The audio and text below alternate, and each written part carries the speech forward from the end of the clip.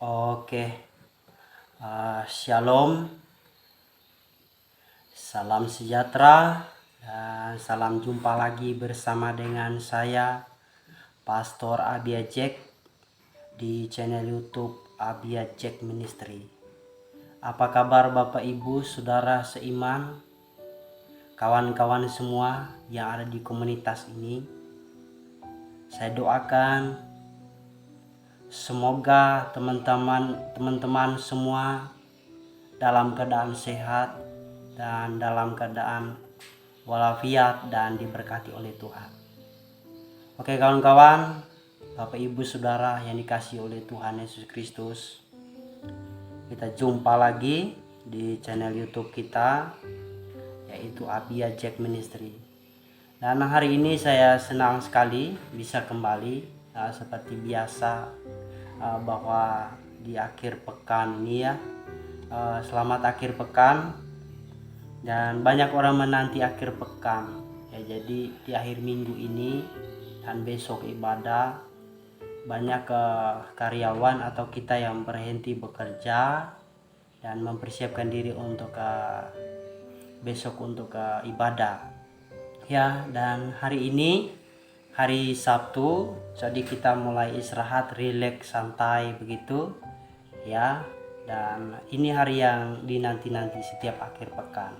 Kita bisa relax, enjoy, refreshing, dan bisa santai-santai lah bersama dengan keluarga, ngumpul dengan keluarga. Yang punya istri misalnya bisa ngumpul dengan istri dan bersama dengan anak-anak, keluarga besar gitu ya.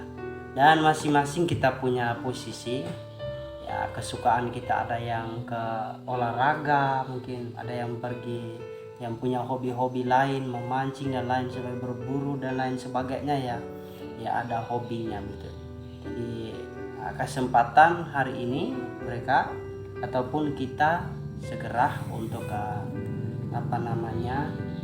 istirahat atau relax. Jadi saya hari ini senang lagi jumpa dengan teman-teman semuanya yang saya kasih dalam Tuhan Yesus Kristus. Baik Bapak Ibu Saudara yang dikasih dalam Tuhan Yesus Kristus, hari ini saya akan mengajak kita untuk belajar lagi dari kebenaran firman Tuhan. Kenapa kita terus belajar akan kebenaran firman Tuhan, Bapak Ibu Saudaraku yang dikasih oleh Tuhan Yesus Kristus? Karena tanpa firman Tuhan kita tidak bisa mengenal kehendak Tuhan ya. Karena adanya firman Tuhan sehingga kita bisa mengenal apa yang maunya Tuhan, apa yang dikehendaki Tuhan untuk kita lakukan selama kita berada di dunia ini ya. Jadi firman tidak bisa diabaikan, sebab firman itu berbicara tentang kehidupan yang akan datang setelah di dunia ini. Itu sebabnya firman Tuhan ini dititipkan kepada kita, diwahyukan oleh Tuhan Allah untuk kita pelajari supaya kita bisa mengenal kehendak Tuhan di dalam kehidupan kita. Oke Bapak Ibu Saudaraku yang dikasih dalam Tuhan Yesus Kristus, hari ini kita langsung aja mendengarkan firman Tuhan yang saya ambil ya dari Yohanes pasal 19 ayat yang ke-16 dan juga dalam Yohanes 19 ayat 18 ya. Ada dua ayat yang akan kita renungkan pada kesempatan ini.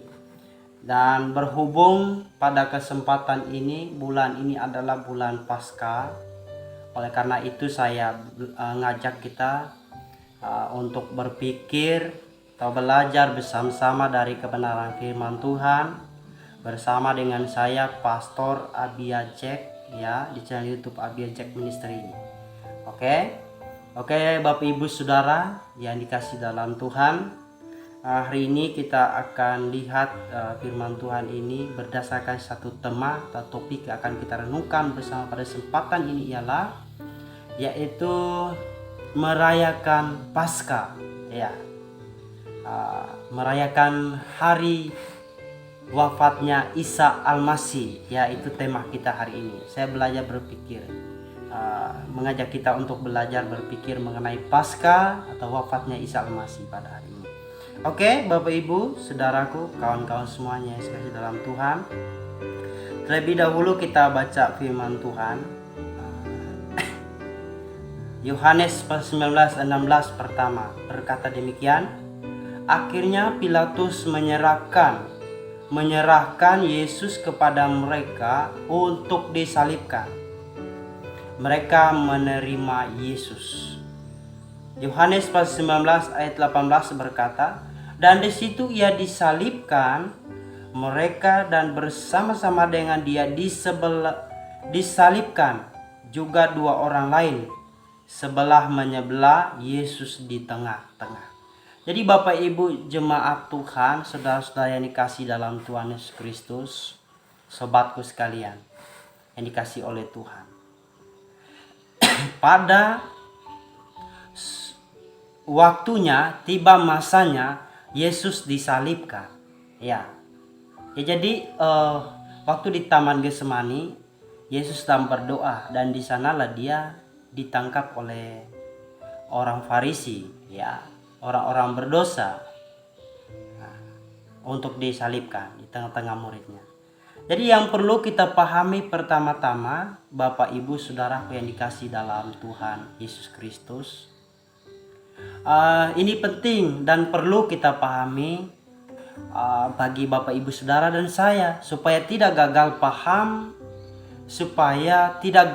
paham mengenai apa yang dimaksudkan dengan Paskah atau wafatnya Isa Al-Masih pada tanggal 15 April, dan hari Paskah itu adalah tanggal 17, hari Minggu. Ya. Jadi apa yang dimaksudkan dengan Paskah, Easter, ya, ataupun wafatnya Isa Al-Masih?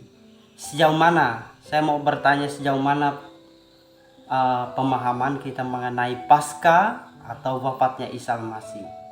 Yang kita tahu ya, hari kematian Isa Al-Masih, hari kematian Tuhan Yesus, ataupun pemahaman umum ialah bahwa Yesus disalibkan dan di sanalah dia wafat.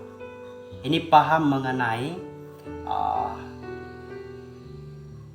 cara atau paham orang-orang Kristen dan lain sebagainya. Jadi pada kesempatan ini saya mau ngajak kita untuk belajar bersama-sama berpikir mengenai Paskah. Jadi yang perlu kita, Bapak Ibu Saudara dan saya pahami pertama-tama ialah ada dua peristiwa yang paling akbar yang dirayakan oleh orang Kristen. Ya, ada dua. Yang pertama Natal, yang kedua ialah hari Paskah. Kedua hari besar ini adalah sama-sama nilainya, tinggi nilainya. Ya. Tapi yang paling dirayakan adalah hari Natal, ya. Jadi hari Paskah itu sedikit diabaikan. Sebetulnya hari Paskah dan hari Natal itu adalah sama-sama hari besar dan hari yang akbar, yang luar biasa, hari yang bersejarah. Ya. Kalau tidak ada Natal, tidak ada Paskah. Ya. Kalau tidak ada Paskah, sia-sialah Natal. Ya. Jadi hari Natal adalah hari perwujudan memulainya misi Tuhan. Ya. Ribuan tahun, bahkan berabad-abad lamanya, ratusan tahun lamanya, Allah pernah bernubuat sejak manusia jatuh dalam dosa dan muncul nabi-nabi, ya, menyambung lidah Allah, menyampaikan bahwa akan terjadi misi Allah, ya, baik dari Yesaya, Yeremia dan yang lain-lain itu mereka bernubuat. Kurang lebih kalau Bapak Ibu Saudara dan saya lihat di dalam kamus Alkitab, ayat nubuatan mengenai penggenapan kelahiran Tuhan Yesus Kristus ialah kurang lebih, saya cek, ialah 130 ayat, ya. Silakan dibuka di dalam kamus Alkitab, ya. ada nubuatannya, ada penggenapannya. Ya. Jadi inilah yang disebutkan dengan hari Natal. Ya. Ya. Hari Natal itu adalah perwujudan mulainya misi penyelamatan Tuhan. Kenapa kok ada Isa Al-Masih? Ya. Kenapa orang Kristen, orang Kristiani mengimani bahwa adanya Yesus, Isa Al-Masih, juru selamat, juru selamatnya itu Yesus Kristus. Yang pertama ialah karena Allah akan mulai misi penyelamatan. Adanya nubuatan sehingga adanya Natal itu, kelahiran. Berabad-abad waktunya, kemudian dilahirkanlah Tuhan Yesus yang adalah Allah yang menjelma menjadi manusia supaya dia bisa mengkontekstualisasi, supaya bisa menyesuaikan, supaya dia bisa mati. Ya. Oke? Dan itu yang pertama. Jadi Natal adalah yang pertama yang harus kita pikirkan, yang harus kita ingat bahwa itu adalah perwujudan, bukti bahwa Allah segera mulai penggenapan nubuatan janji Tuhan, misi penyelamat itu akan segera dimulai dari titik sejak dia lahir itu. Ya. Nah, jadi kenapa ada Paskah lagi? Ya. Jadi orang Kristen, orang percaya kepada Yesus mengimani bahwa hari Paskah itu adalah suatu fakta yang real. Kenapa? Karena adanya Natal. Kalau tidak ada Natal, tidak ada Paskah. Kalau tidak ada Paskah, tidak ada Natal. Oke? Dan kalau tidak ada Paskah, maka sia-sialah iman orang Kristen.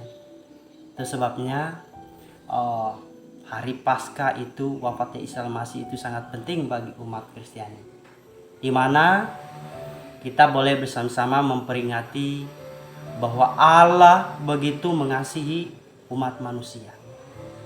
Bagaimana caranya? Dia harus berkorban, mengorbankan dirinya di atas kayu salib. Ya, harus mati hanya oleh darah yang kudus. Darah yang mana? Darah Yesus yang datang dari sorga. Ya, itu dia yang sanggup menyelamatkan dosa-dosa manusia, dosa-dosa saudara dan saya. Ya, gitu. Jadi Bapak Ibu Saudara yang saya kasih dalam Tuhan Yesus Kristus, ini adalah tanggung jawab saya sebagai pastor untuk menyampaikan, menjelaskan mengenai hal ini. Ya, supaya saya tidak berhutang darah. Ya, jadi saya harus menyampaikan karena perintah Tuhan kepada kita sekalian. Ya, jadi Natal adalah bukti dan mulainya misi Tuhan. Kurang lebih 30 tahun ya Tuhan Yesus hadir di muka bumi. Dia dibesarkan dan penuh hikmat, mengajar melebihi segala kalanya. Penuh dengan hikmat, sanggup melakukan perkara-perkara yang ajaib. 5 roti dan 2 ikan, air menjadi anggur. Ya, orang lumpuh disembuhkan dan berbagai macam orang yang sakit disembuhkan, orang yang mati dibangkitkan oleh kuasa Tuhan Yesus Kristus. Ya.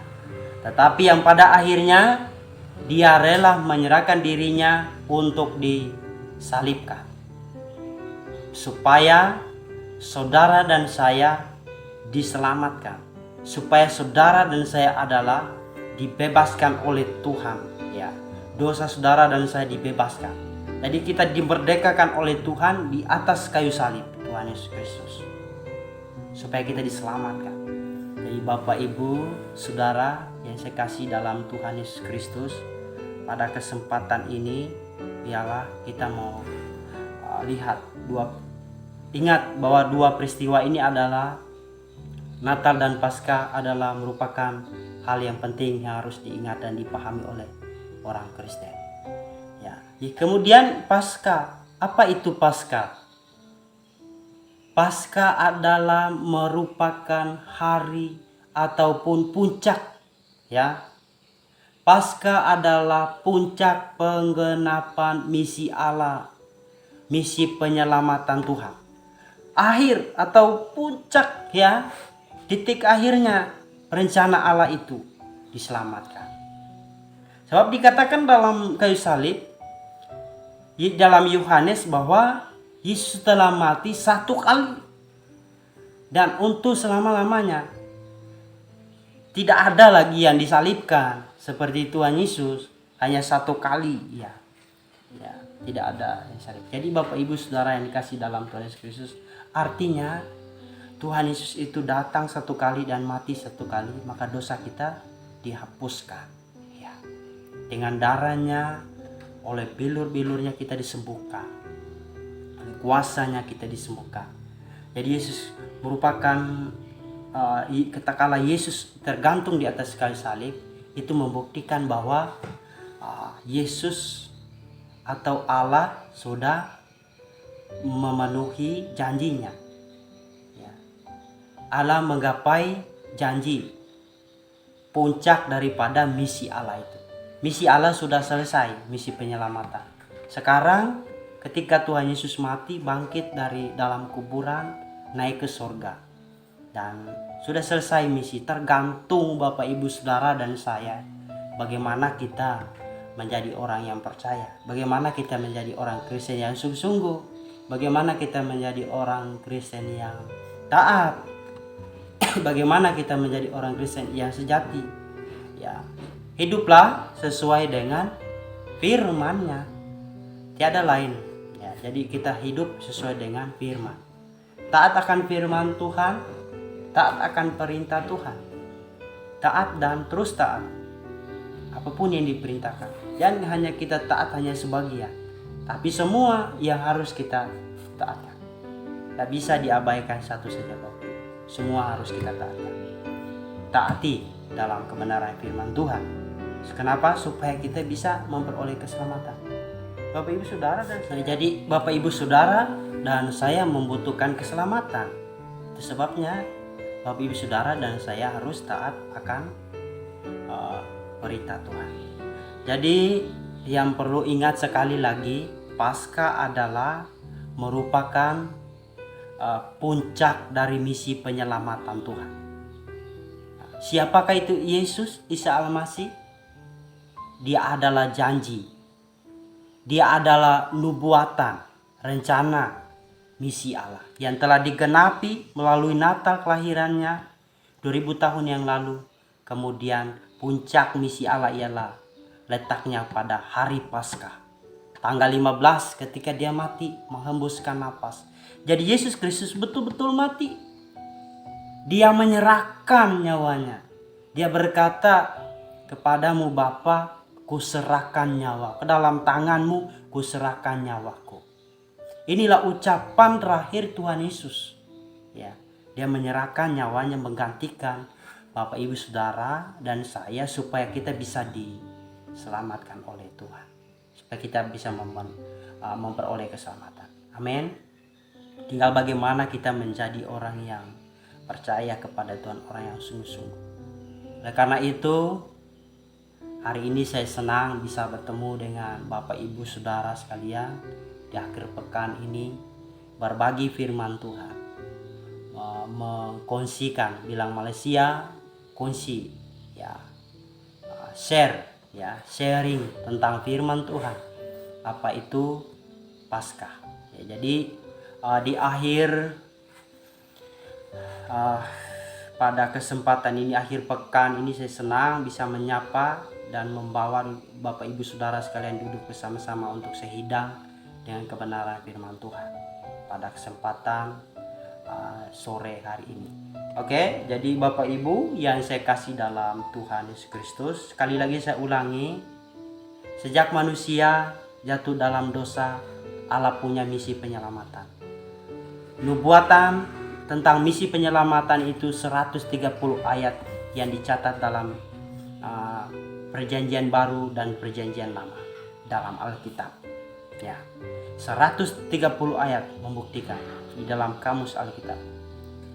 Dan yang kedua ialah bahwa Natal adalah misi penyelamatan itu telah mulai.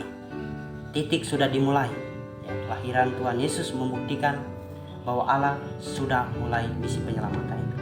Kemudian Paskah adalah merupakan puncak daripada misi penyelamatan. Tidak ada misi penyelamatan lagi, ya, kecuali di dalam Yesus Kristus. Ya, jadi akhirnya sudah selesai misi Tuhan. Dia naik ke surga, tergantung Bapak Ibu Saudara dan saya. Pilihannya menjadi percaya itu tidak dipaksa. Siapa yang percaya, dia akan diselamatkan oleh Tuhan. Karena itu tetaplah berpegang teguh kepada janji-janji Tuhan. Kiranya di akhir pada kebenaran firman Tuhan ini, atau demikianlah kebenaran firman Tuhan pada sore hari ini, dari saya Pastor Abia Jack, Pastor Abia Jack dari channel YouTube Abia Jack Ministry, mengucapkan kepada Bapak Ibu Saudara umat Kristiani, selamat merayakan Paskah dan selamat menyambut Paskah, selamat merayakan, selamat beribadah. Renungkanlah peristiwa kematian Tuhan Yesus di atas kayu salib. Semua dilakukan karena kasih-Nya yang besar atas hidup kita. Sebab di dalam Yohanes pasal 3 ayat 16, karena begitu besar kasih Allah akan dunia ini, sehingga Dia telah mengaruniakan anaknya yang tunggal, supaya setiap orang yang percaya kepadanya tidak binasa, melainkan memperoleh hidup yang kekal. Salam dari Abia Jack Ministry. Selamat Paskah dan selamat merayakan ibadah puasa, menunaikan ibadah puasa bagi umat yang beragama Islam. Salam toleransi dari Abia Jack Ministry. Salam sehat, jangan lupa bahagia, bersyukur, dan Tuhan memberkati kita. Sampai jumpa di video selanjutnya. Tuhan memberkati kita. Shalom. Assalamualaikum warahmatullahi wabarakatuh.